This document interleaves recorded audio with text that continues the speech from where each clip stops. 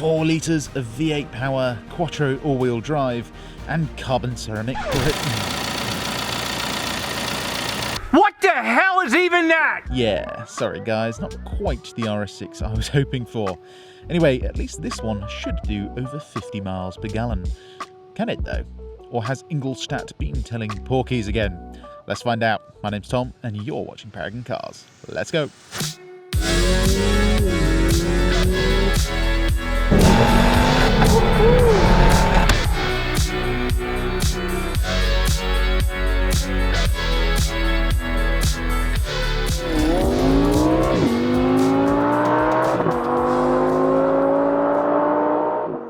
Now then, the Audi A6 Avant. This, as mentioned in the intro, is not an RS6. What it actually is, though, is a 40 TDI MHEV. That means as well as the peppy 2-litre diesel engine, you get a little electric motor as well. That aids starting the engine and filling any gaps in power where it can. Talking engine though, the 2-litre diesel in this makes 204 horsepower and 400 Nm of torque. Pretty good figures for your run-of-the-mill diesel, I'd say. Although, having said that, it is a heavy car, especially with all the added bits on it. In fact, this one's probably around the 1.8 tonne mark. So, what can a 2-litre diesel pulling a bit of heft manage on the 30 to 70 sprint? There's only one way to find out. Let's do it.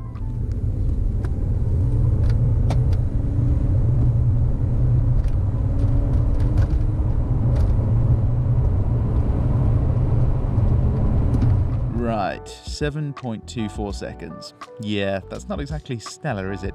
Especially when you look at the similarly engined Audi A4 Avant much further up the leaderboard. That managed 6.16 seconds, over a second quicker than this beast. The thing is though, the Audi A6 is quite a lot more physical car, so beggars can't be choosers, I suppose. Anyway, if you want to see some more interior stuff on this Audi A6, then click on the top right hand corner. For now though, let's see how this mild hybrid version of the diesel drives, shall we? Right then, I think it's fair to call this the Albanian RS6, don't you think? It's certainly eye-catching, I'll leave it at that. It's even got the chip in the windscreen. But by the way, this car hasn't been prepared for sale yet, so don't worry, that will get fixed. But yeah, we are on lowering springs and spacers, so going over speed bumps, you have to be a little bit more careful because we do have a Maxton design kit on this thing as well. But yeah, still very comfortable.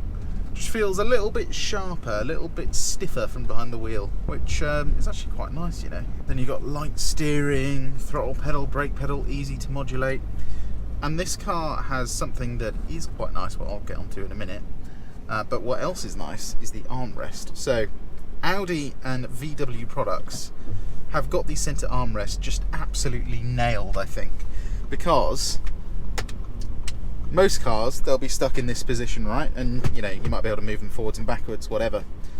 But in Audis, you can set them to different heights.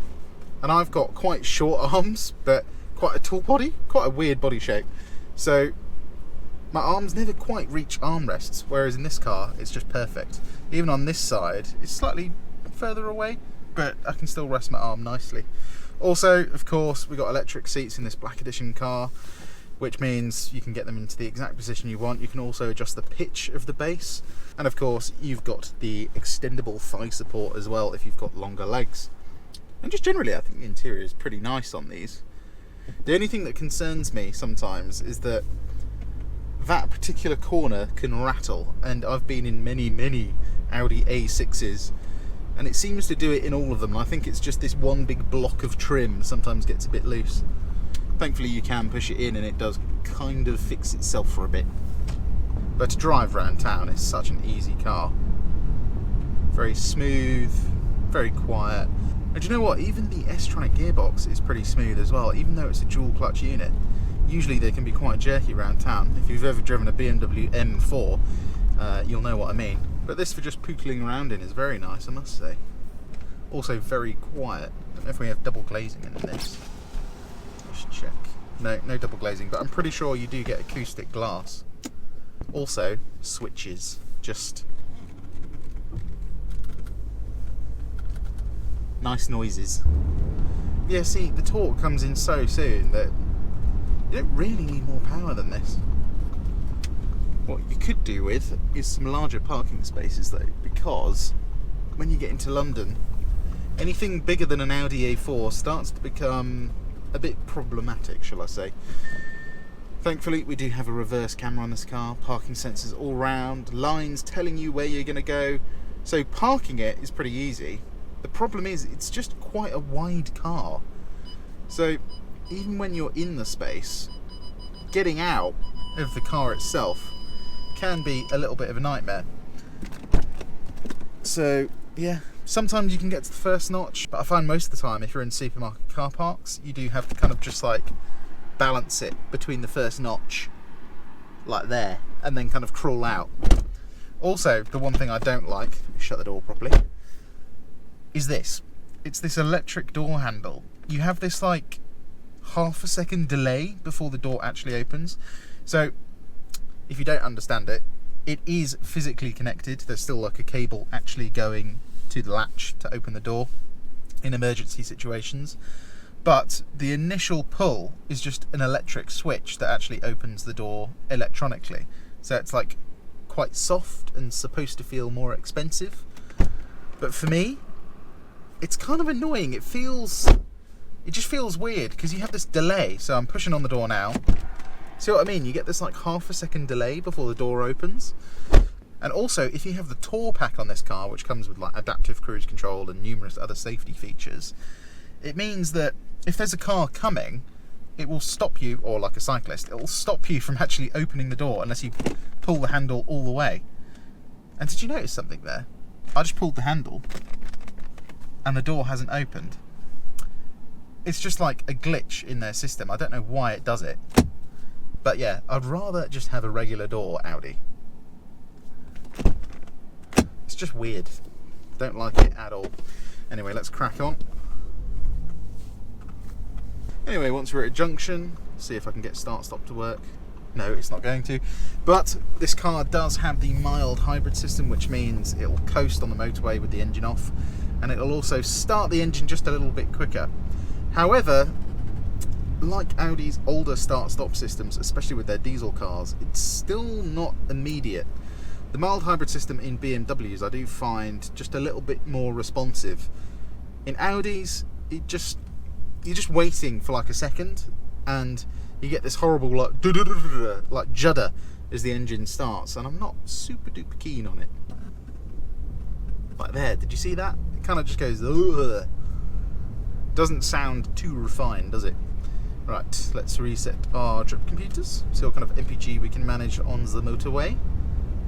Supposedly, according to Audi, this will do 54 to 60 miles per gallon on the combined cycle, so if it's a clear day on the old M25, I'm expecting to see 54 MPG out of this thing. Before we get on the motorway there, let's take this thing to the roundabout, get the traction off, get it in sports, and have a little taste of the handling, shall we? Alrighty then, let's get ourselves into sports mode, or dynamic as Audi call it, and use our button. Oh, yes, very nice. Even though most things are touchscreen in this car, we still have a button for traction control. How nice is that? Hashtag bring back buttons. Anyway, in dynamic, you get slightly stiffer steering, which, you know, doesn't really add feel, but it makes it stiffer so you can be a little bit more precise with your movements. You get a heightened throttle response, and if you're just in the S mode for the gearbox, it will hold on to gears for slightly longer, but I'm going to go for manual. Whee. And you know what? For a 2-litre diesel with 204 horsepower, I think it's got plenty of punch, especially above like 3,000 revs. Drives very nicely. It's not super quick, but it is responsive. Smaller diesels with smaller turbos do tend to do that, and look, I mean, you can get up to 70 very easily. In the real world, you never really need more power than this. But even on the Autobahn, this will sit at 120 miles an hour all day long, very, very happily. Right, let's get the traction control back on, get us into efficiency, because that's what 2-litre diesels are about, really. They're about saving you money at the pump. So let's get this thing on the motorway. A, see what it's like, see how it drives on the motorway, and B, see what kind of fuel economy we can get. Let's go. Now then, this is going to be interesting. So there's no road markings on this road yet, and that lane there is supposed to be a left-hand turn only lane. I will bet my bottom dollar that Tesla is going to go onto the M1. Let's see what he does. So he's supposed to turn left here. Ah, I told you! Did exactly what I thought he would do. To be fair, even when there are road markings, most people still do that. It's London at the end of the day. People drive like absolute wallies. Right, coming onto the motorway in efficiency mode. Being efficiency mode, Audi kind of calibrate the throttle response to be, well, a bit pants. So if I give it half throttle now, it'll stay in 5th gear, and it won't bring boost in until like 2,500 revs. So now we got boost, and we're up to 70. So yeah, still fairly quick, but it would be nice if it would kind of drive like Comfort, but just save me money at the pumps. Anyway, when you are on the motorway, get the cruise control on, 70 miles an hour. We've got lane assist, which will keep you in lane, so if I just hold the steering wheel like this, as you can see, it's keeping me in lane. Cruise control as well, obviously, but what we don't have is adaptive cruise control, and I think if you're getting a car like this, you kind of want it, because it's big, it's comfortable, it's luxurious, and it's relaxing. And adaptive cruise control adds to that level of relaxation, I think. So without it, you kind of feel a bit shortchanged. And it is an expensive car at the end of the day, especially if you're buying them like when they're brand new. They're very expensive. You'd think like a black edition S-Line car would come with it as standard.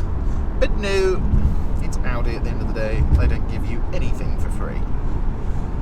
Anyway, what they do give you is a very comfortable suspension experience, very low road noise and very little wind noise. This car is very quiet on the motorway, even though we're riding on pretty ridiculous wheels. It's still very quiet and very comfortable. That combined with the height adjustable armrest makes for a very comfortable driving experience, I must say. It's just one of those cars you can absolutely munch miles in. And one thing I will say, so the Audi A4, A5 and this A6 and the A7 all have this really, really nice seating position, so you can get nice and low in the car, don't feel like you're sitting on it, and you also have just like the throttle pedal and brake pedal for me are just the perfect distance away, because I can still get the steering wheel close enough to me that I feel in control, but my legs kind of, you know, they're not doing that. Ooh, the spacers add a little bit of feel to the steering, actually. Just because you've got a slightly wider track, just gives you a bit more grip at the front.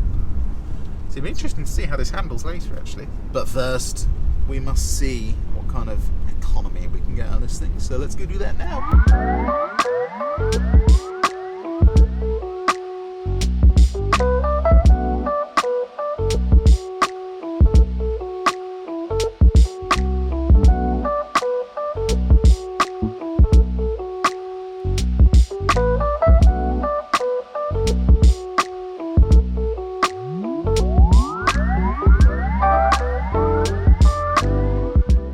Alrighty then, we managed 45.1 mpg. Yeah, that's not brilliant. Especially when we're supposed to at least get 54. It is still going up, but it's not going up quick enough to a point where you're going to get 54 mpg out of this thing. I think part of that is due to the Maxton kit being on the car, which does add drag. Also these wind deflectors, I don't know why people install those. I don't really think they look good, and B, they don't really seem to do much apart from add more wind noise. But yeah, 45 mpg is not brilliant, especially when you consider the BMW 530d we reviewed did 70 miles per gallon. If you want to go and see that review, actually I'll put a link up in the top right hand corner for you now. But if you want to now see some B-road driving of this Audi A6, stay tuned, because that's what we're going to do. Let's go! Right, it's time to release my inner Albanian or Romanian and drive this Audi RS6 like it's supposed to be driven. Into dynamic then, I'm going to leave the gearbox just in sports, just to see how reactive it is, and of course, traction off. Let's go! A little bit of understeer. Actually, do you know what? I reckon if I come off the throttle, tap the brake, yeah, you can get the car to come round. Very nice. Foot down. Yeah, that's where that dual clutch gearbox maybe isn't so good. It's actually not that fast at changing gears in their diesel cars. If this were the 45 TFSI petrol-powered version, it does change gears a little bit quicker. Let's do a little bit of a brake test. So 70 miles an hour, blah, blah, blah, 100-yard marker, slam on the anchors. Audi's brakes are very good, actually. You know, these are just S-line brakes, and they just get the job done. They have a very nice feel to them. Super sharp, super responsive. And that's one area where I do think they are slightly better than BMW. They do just have a nicer feel to them. Stopping power is probably about the same though. But coming around corners, front end tucks in very nicely. It's a very satisfying car to drive. All Audis of late, actually. Do you know what? Dynamically, I think they're easier to drive than BMWs. They just have a sort of like soft, compliant, but also very controlled feel to the chassis. And the steering, I think the steering in this is actually better than the brand new 5 Series. It actually feels surprisingly positive, and just kind of, yeah, you just feel more. That's literally it. You literally just feel more through the steering. You can feel exactly when it's going to understeer, which is surprisingly late in this car. I'm guessing the spacers are just giving us a slightly wider track, a bit more grip. And performance, yeah, it's alright. It's adequate. But it's the handling. It really is surprisingly good. You know, if you're a BMW fanboy and you want a big Avant, I would seriously go and drive one of these first, because it does actually handle a little bit nicer. Which sounds so wrong. It sounds really wrong, especially coming from me, because I'm a bit of a BMW fanboy. Just in case you didn't know. No point doing a sound check. But yeah, coming around corners like this, you can just feel exactly what the car's doing. Very settled, very predictable, very little to complain about. Even the higher speed stuff, chuck it in. Yeah, it just gets on with it. And you know what? Stability control does intervene, but it intervenes at the right time, and it doesn't do too much. You know, it doesn't completely cut the power like in some cars. It's the brakes though that I really love, the feel of them. You can just really slam on the anchors on them. Just so confidence inspiring.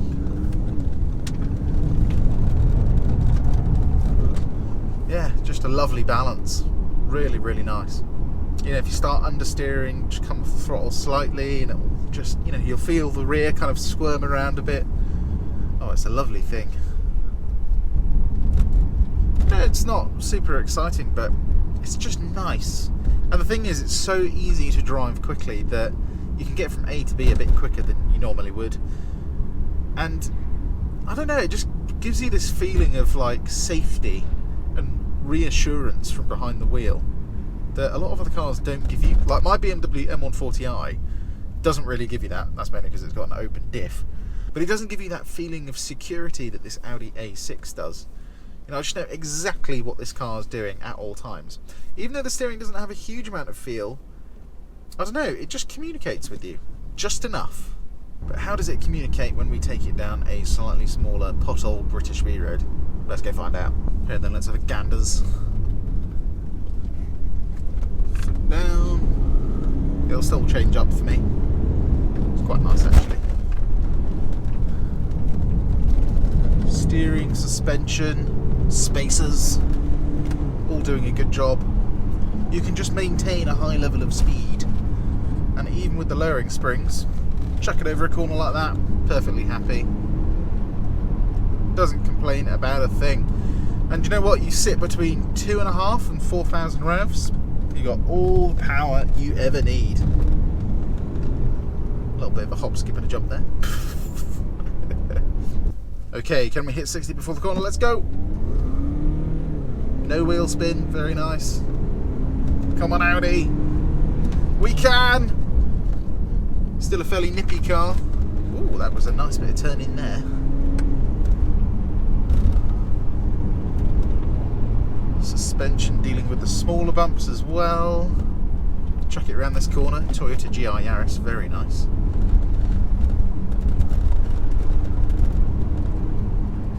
these corners as well, you can really dive into them. Cornering under the brakes is really quite good in this thing.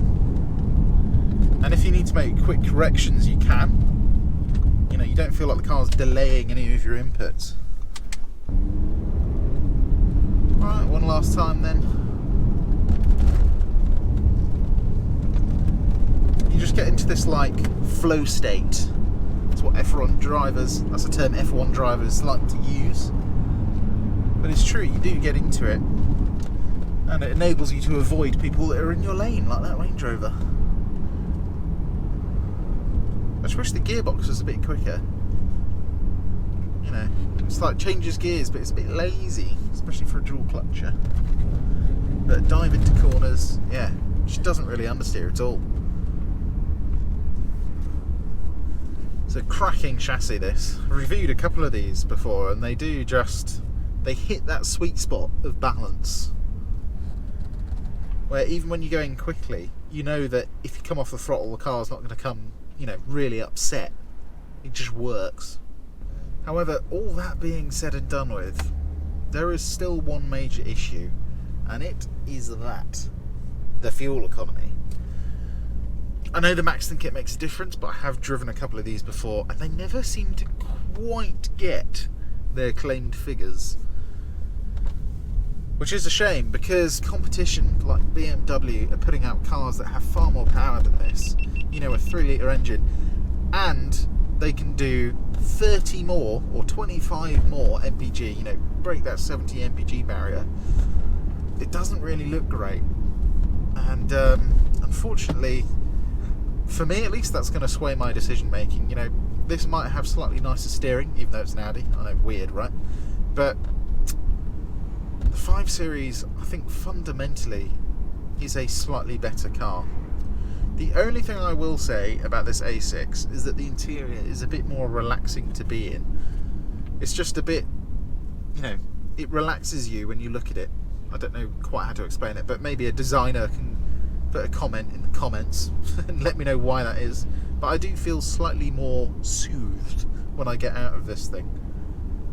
But I do think the competition is doing a slightly better overall job. So Audi, if you want to improve, I think all you've got to do really is improve that figure. But you really do need to improve it. Anyway, as always, if you like this content, please give it a like, and why not subscribe, as not only can you see more content like this, you can of course see everything we have for sale, which does include this car and its competitor that does 70 miles per gallon. I'll put a link in the description for our just generic website, and there'll be a link to this car. If there isn't one, it means the car's already sold, so unfortunately you missed it. Anyway, my name's Tom, and you've been watching Paragon Cars. I'll see you on the next one. Cheers.